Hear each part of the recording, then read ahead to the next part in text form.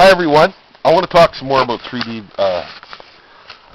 printing and how I see it being used from my perspective as a gunsmith. Okay. Now, I don't want to get into the whole printing out lower receivers for AR-15s, which once I explain this, you'll realize how easy it would be, right? Or difficult, or whatever, however you want to look at it. But let's take a look at some products that could be printed. Here is a butt plate. This is a Winchester butt plate. It's not in very good shape, but from this you could print one out. Okay? Even if it was broken too, you glue it back together. You could print out 1 or 50 of them, right? Leave out the Winchester trademark, of course, because you might get sued for that. But you can print as many of these out as you can. It's plastic. It's not the world's greatest plastic in the world, and whatever comes out of the 3D printer would probably be okay for that. Here is a trigger guard for a nylon 66 Remington. Again, could be printed out, not a problem. Then you have forearm spacer. This is a forearm spacer for a Harrington and Richards partner, or a New England Firearms partner.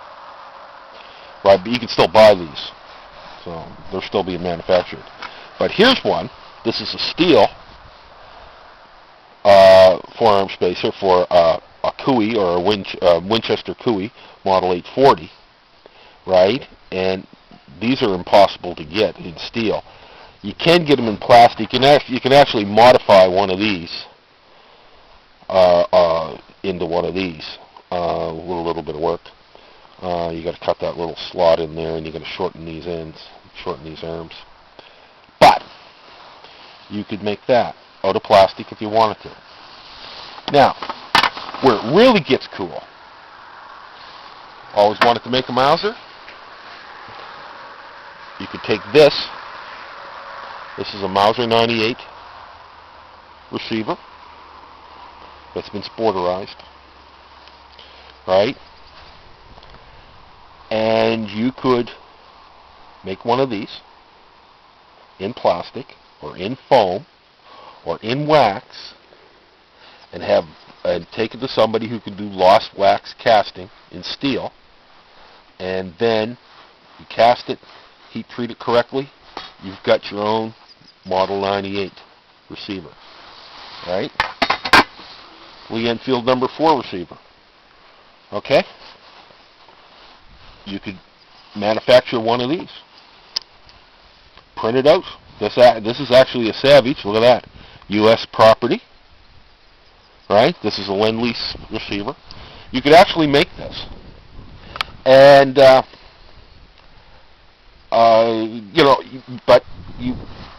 there's additional steps that you have to do. You can't do it out of plastic. Same way, bolts. This could be printed out, cast in the lost wax casting process, right? You could also,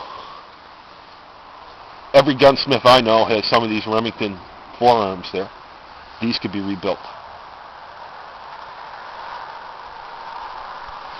Get the thing functioning up correctly. Bolt heads for Lee Enfields. This is a 0 bolt head. It's very hard to find 2s and 3s to take up the head space, but these could be done as well.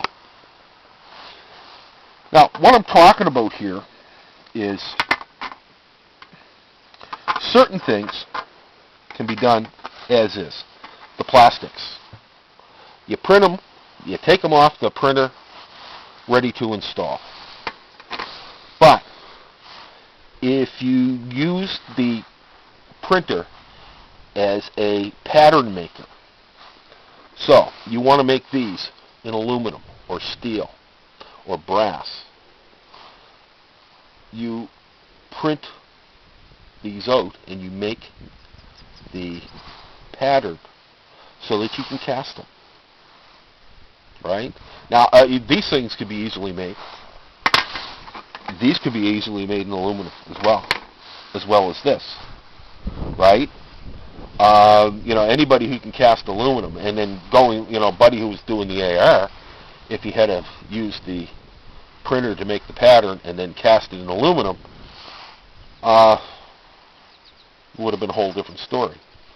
But the thing is that what I'm saying, and I have to look at it from my perspective, but, the cup can be made. The buttons on your shirt, your eyeglasses frames. My eyeglasses frames. Anything can be made from this. But when you add it to the other technologies that are available, the hardest part, to making one of these is to coming up with the pattern. With the 3D printer, I can make an exact copy of this receiver out of foam or out of wax, and then it goes on to the lost wax process or the lost foam process, and it's cast in steel. When Saturn started, back in whenever Saturn started, sometime in the 80s, they wanted to use new technologies, and one of the technologies that they used to make their engines and all their cast aluminum parts was lost foam casting. And they print the engine block in foam, and then it's encased in sand, and then they pour molten aluminum in. It vaporizes the foam, and what you have is an engine block that's ready to finish. Right? Very quick to do it. They make up these foam units, and it's extremely, it's an efficient, high-tech. It's so efficient and high-tech, I understand now that Chrysler's doing it, and I understand that Ford's doing it. Probably the Japanese are doing it as well, and I suspect, I saw some videos from China on 3D printing. The Chinese are doing 3D printing as well. This is the future. Now, what does this mean for you and I? Well, if you're a gunsmith, there's certain parts that you go through all the time. You can start manufacturing them, right? You're always going through butt plates, 10, 20 a year. You can whip up a whole pile of them. And parts that are very rare to find. If you only have one, you can make 50. Well, this is it. Like when there are parts that you can't find, like this here, this bolt head for the number 4 rifle, and for the number 3 Mark I as well. The thing is that with your computer-assisted design program, or your Rhino program, I don't have all the names correct yet. It's going to take me a while to figure this out. But you can actually extend this to the size 2 and 3, and you could probably even take it further and go to a 4, right? And then once you have your pattern, right, you take it to somebody who does lost wax casting, and once you have the pattern, you can make as many of these as you want. You could go in and you could say, yeah, I want 100 of these in size 3, or 100 of these in size 2, or 100 of these in size 4, which never existed, right? And you can start selling them, right? Use them yourself or start selling them. Every part, potentially, you could take an old bolt-action military rifle like a number 4 and produce every part of it, right? Using the using the 3D printing and the lost wax or lost foam casting process. You could even make up the molds to make synthetic stocks for them. Now, technically, these are not, for the purist collector, no, that's not what they are. But if you want to have a Lee Enfield 303 that you can go to the range and in a brand new version, you can do that. It's absolutely amazing. My mind is actually exploding. We can with see ideas. The size expanding. Yeah, you can see my head expanding with all the things that the potential for this, that I had worked in the industry for all those years, and all of a sudden somebody would come in and said, yeah, look, I'm putting together a such and such, and I can't find this part. Because guess what? The part doesn't exist. Or it will exist, but to try and find it, there might be a part sitting in some shop in England, or in New Zealand, or in some old shop in Canada, or in the United States. But how do you how do you find that part? You phone up everybody and say, yeah, do you have a nose cap for a Lee Enfield, a Lee Metford #1 rifle? Well, gee, no, I don't. You could call. You could spend a lot of money on telephone calls doing it. Now, you need it. You do the pattern. You take it to somebody who can cast it. You have it. You need sights, sight ramps, right? You can make up a whole tray of them. Cast them in brass. Cast them in aluminum. That'll work, right? Remington used brass for their sights back in the 70s and the 80s, right? So all this stuff can be cast, right?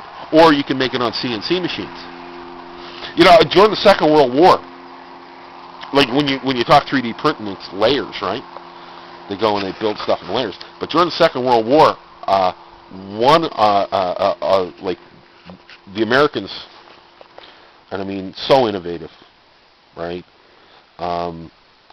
They took the M1 carbine and they're trying to make it cheaper, and they actually stamped out a series of parts, and when put together, made the trigger guard, the trigger housing assembly. And all it was sheet metal stamped together and spot welded, right? Very similar to what they do in the layers. So, like the idea of the layer technology has been there for many, many years, and I mean it's just absolutely incredible what can be made. But I mean, this is just my little world.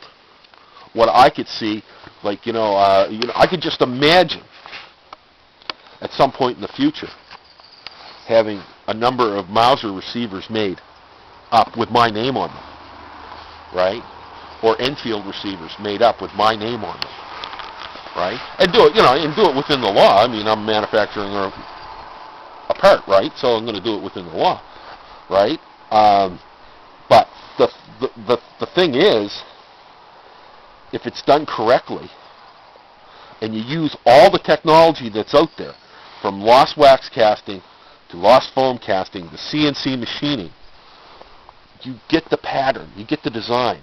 All of a sudden, we're all engineers now. We've gone from being just a parts replacement jockey to being an engineer. You can sit down and you can remanufacture. I know mechanics will say, this part that they produced for that car is garbage. If I was doing it, I would have put reinforcing here and here. Well, guess what? Now they can do it, right? So the manufacturers are really going to have to work. And even there's guys talking about building their own cars right from scratch with these things. Well, to make a fender requires a die. A punch and a die, and the fender piece of sheet metal is put in, and this thing comes down, and it's this huge press. Well, now, using a whole different methods, you could actually make the fender, right? And using, one of the things that people say, well, the current materials they're using for printing and so on and so forth are not strong enough. But you know what? That will come. Right? I mean, this is 1985, and we all got a Commodore 64. 1982, and we all got a Commodore 64. And that's what these current printers are going to be. The ones that you're paying $1,200, $1,500, and $2,000 and $3,000 for, they aren't all that spectacular. I mean, they're great to what was before, just like the Commodore 64 was great to what was before. But go 10 years from now, going to be absolutely amazing. The only thing that sucks is I'm the age I am now. But I'm not going to let that stop me. I don't let age stop me, man, because I actually feel in here 18. And Are you sure you're 18 and not 12 sometimes? Sometimes I could be 12. sometimes 8, right? But anyway, I just wanted to do this other video on it, and this 3D printing is just, I don't know how many videos I've watched, right? But one of the things that we have to take it from is that the guys with metal knowledge have to take it away from the guys who are the techno geeks. The techno geeks are great. I mean, they're coming out with some incredible work, but they don't know what we have, they don't know how to take it to the next step. We'll take it to the next step. The machinists and the gunsmiths and the mechanics and the carpenters, right? All of a sudden, we've been given a gift. If you work with tools and you know materials, you've been given a gift. We've all been given a gift. All of a sudden, like I said, we're engineers now, right? And I mean, it's like, I watch some of those videos and I see them making these little things and I'm thinking, that's great. And my mind is going, yeah, but I can make,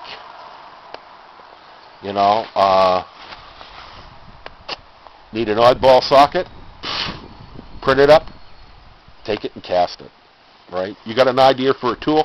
The inventor, he's got an idea for a tool, or he's got an idea for something. He doesn't have to go and spend thousands of dollars to have it manufactured. He goes and he has it printed, casts it in his home foundry, right? And I think it's just incredible. Anyway, I got nothing else to say this morning. Are you sure? You see, people, you see the crap I have to take? Right? This goes on all day. Java. Anyway, till the next time.